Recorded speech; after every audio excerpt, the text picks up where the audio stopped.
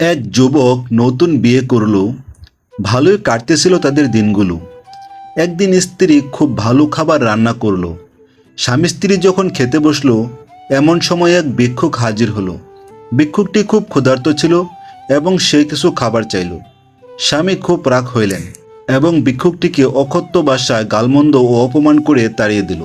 অসহায় ভিক্ষুক চলে গেল। কিছুদিন পর স্বামী স্ত্রীর মাঝে ঝগড়া হলো। এক পর্যায়ে তাদের সংসার ভেঙে গেল। স্বামী স্ত্রীকে তালাক দিয়ে দিল। স্ত্রী বাপের বাড়ি চলে গেল। কয়েক বছর পর মেয়ের বাবা অন্য এক জায়গায় মেয়ের বিয়ে দিল। নতুন স্বামীর সাথে শুরু হলো তার জীবন।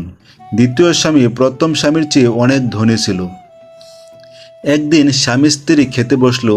ইতিমধ্যে একজন ভিক্ষুক আসলো। স্ত্রী স্বামীকে বলল, আমি ভিক্ষা দিয়ে আসি, কারণ এমন এক মুহূর্তে আমার প্রথম স্বামী এক ভিক্ষুকের সাথে খারাপ আচরণ করেছিল, যা আমি এখনো বলতে পারি না। যখন স্ত্রী ভিক্ষা দিতে গেল তখন সে অবাক হয়ে গেল, কারণ তার সেই প্রথম স্বামী আজ তার সামনে ভিক্ষার পাত্র নিয়ে দাঁড়িয়ে আছে। স্ত্রী চোখের পানি রাখতে পারল না। মেয়েটি তার দ্বিতীয় স্বামীকে বলল, আমি আপনাকে এক আশ্চর্য ঘটনা শোনাবো। তারপর মেয়েটি তার প্রথম স্বামীর সাথে ঘটে যাওয়া ঘটনাটি বলে দিল।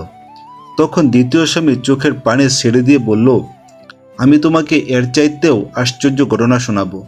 তুমি হয়তো শুনে অবাক হবে যে ওই দিনের অসহায় সেই ভিক্ষুকটি আমি, যিনি আজ তোমার সম্পদশালী স্বামী। আল্লাহ মুহূর্তের মধ্যেই গরিবকে ধনী, ধনীকে ফকির বানিয়ে দিতে পারে। সুতরাং আমরা কখনো যেন অসহায় কিংবা গরিব লোকের সাথে খারাপ ব্যবহার না করি। যদি পারি নিজের সাধ্যমতো সাহায্য করব, কোনোভাবেই তাদের সাথে ধমকের সুরে কটু কথা বলবো না। আল্লাহ তাআলা আমাদেরকে খারাপ মনোভাব থেকে, খারাপ আচরণ থেকে বাঁচিয়ে রাখুন। আমিন।